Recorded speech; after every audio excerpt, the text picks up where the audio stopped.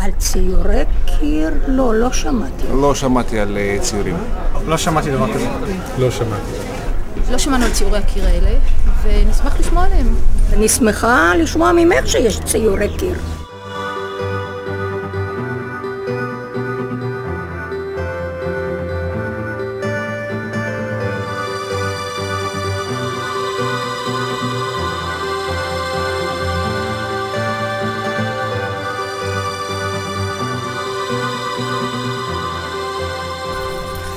כשהתחיל השיפוץ של המבנה הספציפי הזה, עשו פה תיקוני טיח, ואז התחילו להתגלות פה כל מיני סימנים של צבעים ושרידי ציורים לא ברורים.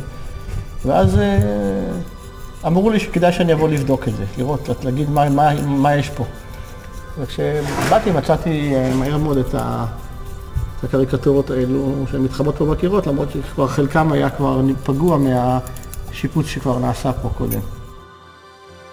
דרך חקירת שכבות הצבע, אתה מגלה את ההיסטוריה של הבניין, של המשפחה, מגלה תקופות, אתה מגלה שינויים שעזר המבנה.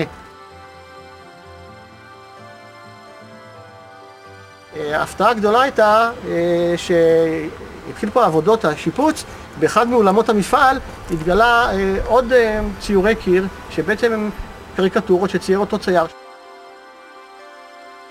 יש שני שכבות צבע שמכסות את הציורים של צה"ל, של הצבא, משנות ה-60 או ה-50, ויש עוד שכבת צבע אחת שהצבא עשה, שמכסה את הקריקטורות. הבקשה של היזם היא להרוס את הקיר כדי להרחיב את האולם לאולם גדול.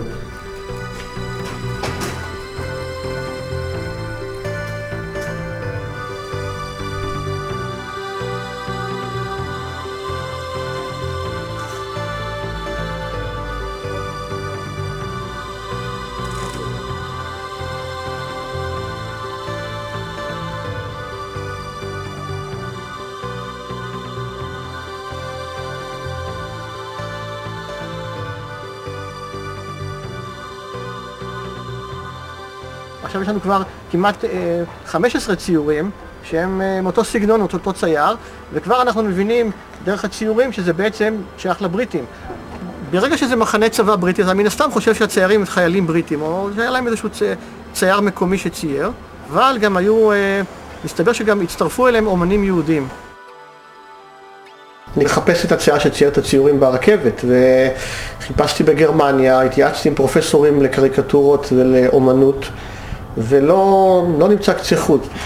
קיבלתי את המאלר צייטונג של 1913, ואחת המשפחות שבלטה במודעות האלו זאת מודעה של ג'יי רוטשילד מלייפציג. לפני בדיוק שבוע מהיום שוחחתי בטלפון עם זאב ליפמן שהיה שותפו של רוטשילד, ואז בסוף הראיון הקצר שעשיתי איתו שאלתי אותו איך מוצאים את הצאצאים של השותף שלו גרד רוטשילד, ואז הוא אמר לי, דבר עם אשתו. וכשהגעתי והראיתי לה את התמונות שמצאתי בתחנת הרכבת, ישר קפצה, זה של בעלי. הופתעתי, אמרתי לה, לא יכול להיות. היא פתחה את הבוידם, מה שנקרא, והוציאה לי פתאום תמונות שרואים בהם סקיצות שהוא צייר, ואז כך גיליתי שאני באמת הגעתי לצייר הנכון, וגם ידעתי שזה מה שיציל את הציורים ברכבת, כי הציורים באולם שמדובר עליו ממש עומדים בפני כליה, אין שם מודעות ומחשבה שזה באמת איזשהו סיפור היסטורי חשוב. האינפורמציה החשובה הגיעה בשלב שהפרויקט היה כבר בשלב מאוד מתקדם, שכבר היו צריכים לפתוח פה את כל העסקים, שכבר המבנים עברו ליזמים, נורא לא אוהבים שינויים בשלב הזה. אין מה לעשות, אבל ברגע שידענו מי הצייר, הבנו את המשמעות של אפילו לא רק המשמעות היסטורית או אומנותית, אלא כלכלית. כי יש פה סיפור שעכשיו יעניין, אנשים יבואו לראות את הצייר הזה, שהוא היה מאוד חשוב בארץ בסופו של דבר. שי, ואם הוא לא היה קיים, היו צריכים להמציא אותו, הוא הצליח לחשוף את הנושא הזה ולהרים אותו בגלל מבנה האישיות שלו, ובגלל הקסם שלו, וזה שהוא לא עובד לפי המערכות הרגילות, אלא הוא רץ והוא מחפש, והוא לא מבין איך עובדות פה המערכות. ואז מאוד קל לאנשים שלא רוצים שיבצע את העבודה. אני מקווה שזה יוכל להגיע למצוא עניין שאנשים יבואו למתחם לא רק כדי לראות בלטות, אלא גם לראות ציורי קיר שהם יותר עם סיפור היסטורי מעניין. חבל שפנינה כזאת יפה, שהיא תזכורת להיסטוריה, הופכים אותה לחנות סמרטוטים. הלוואי שיחשפו ויתנו לנו ליהנות מזה.